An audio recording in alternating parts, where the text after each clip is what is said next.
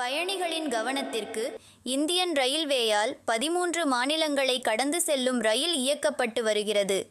சுமார் நாட்டின் பாதி மாநிலங்களை கடந்து செல்லும் இந்த ரயில் நவயுக் எக்ஸ்பிரஸ் ரயில் ஆகும். கர்நாடக மாநிலம் மங்களூரில் இருந்து ஜம்முதாவி வரை இந்த ரயில் செல்கிறது.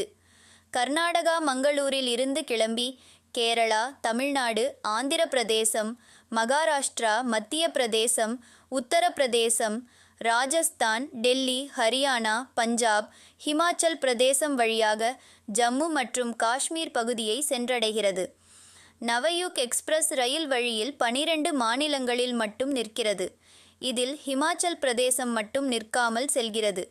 தொடர்ந்து 4 நாட்கள் பயணிக்கும் இந்த ரயில் மொத்தமாக 13 மாநிலங்களை கடக்க 68 மணி 20 நிமிடங்கள் ஆகிறது.